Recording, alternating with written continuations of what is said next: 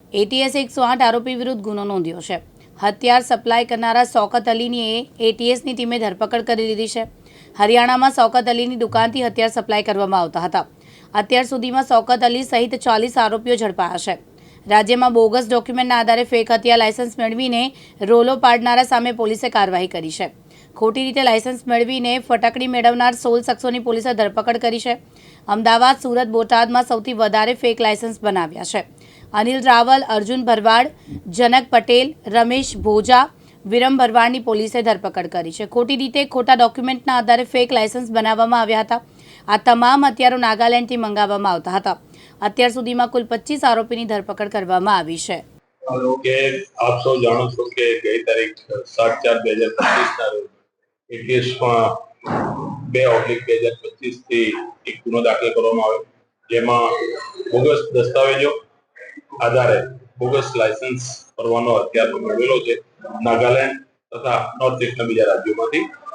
એ અંગે આજ રોજ ગઈકાલના સમયમાં ટોટલ 16 વધુ આરોપીની અટકાયત કરવામાં આવી છે, જેમાં નથુ કાળા બાંભા, પિયુષ દેસાઈ, રાહુલ અલગોતર, રમેશ વરુ,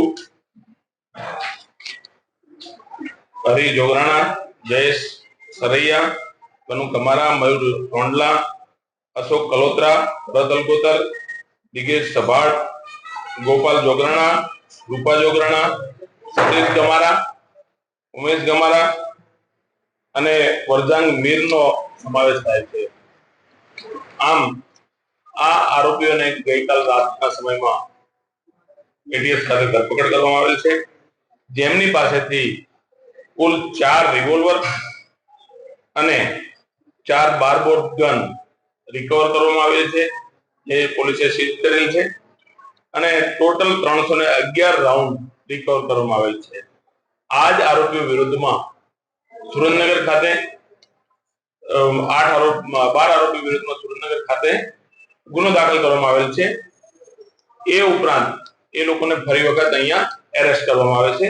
ત્યાં સેક્શન 30 નો ગુનો હતો અને અહીંયા જે વધુ આર્મ્સ એક્ટ અને બીજી સેક્શનો આધારે એરેસ્ટ કરવામાં આવેલ છે। આમ કુલ મળી અત્યાર સુધી 40 ઇસમોની આ કેસમાં ધરપકડ કરવામાં આવી છે અને 29 હથિયાર અને 975 રાઉન્ડ રિકવર કરવામાં આવેલ છે, જેમાં એક આરોપી શૌકત અલી જે મુખ્ય આરોપી છે, જેનું ગણાવું છે નૂહની અંદર હરિયાણા ખાતે, એની પણ અટક કરવામાં આવેલ છે, જેને એરેસ્ટ નાગાલેન્ડ દિમાપુર ખાતેથી એરેસ્ટ કરી એના ટ્રાન્ઝિટ રિમાન્ડ માંગી અત્રે લાવી અત્રે એરેસ્ટ કરી અને વધુ રિમાન્ડ ઉપરની પ્રોસેસ ચાલુ છે। શૌકતનું કામ હતું કે અહીંથી જે ગન લાયસન્સ પોતે ધારક છે, ગન વેચવાનું જેની પાસે લાયસન્સ છે, એટલે એની ગન વધુ વેચાય એના માટે એને દિમાપુર, ઇમ્ફાલ, મણિપુર વગેરે જે એના સંપર્ક હતા, એ સંપર્ક આધારે ગુજરાતમાંથી જે કસ્ટમર આવતા હતા એમને બોગસ લાયસન્સ અપાવવાનું કામ એ કરશે। સર કેટલા લાયસન્સ મેળવતો હતો, કેટલા સુધી અને કેટલા લાયસન્સના કેટલા રૂપિયા દરેકના અલગ અલગ દાખલા તરીકે જે હમણાં પકડાયા છે એમાં 15 લાખ, 13 લાખ, 10 લાખ, 19 લાખ, 15 લાખ, 1.5 લાખ આ રીતે અલગ અલગ રકમ શૌકતને અહીંના લોકલ એજન્ટો મારફતે શૌકત સુધી પહોંચી।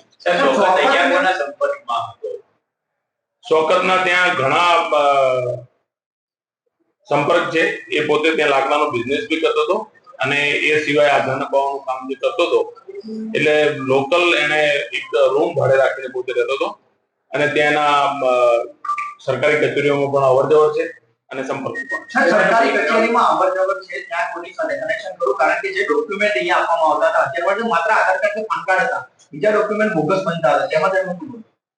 હવે જે બોગસ ડોક્યુમેન્ટ એને રજૂ કરી અને યુઆરએન નંબર રિટર્નર તરીકે અહીંના ગુજરાતના માણસોના નામ દાખલ કરાવેલ છે, એ રિમાન્ડ દરમિયાન એની પૂછપરછ ચાલુ છે। તે વિગત આપની આવશે તો આપણે ગુજરાતમાં જેટલા બોગસ લાયસન્સ નીકળ્યા છે કહી શકાય કે શૌકત થ્રુ નીકળ્યા છે, ક્યાંક ને ક્યાંક શૌકતની ભૂમિકા શૌકત સિવાય બીજા 2 આરોપી છે, પરંતુ એની માહિતી અમે આપને નથી આપી શકતા કારણ કે હજી એરેસ્ટ કરવાના બાકી છે અને પકડશું ત્યારે આપણે મૂળ હરિયાણા નૂહનો એ વતની છે અને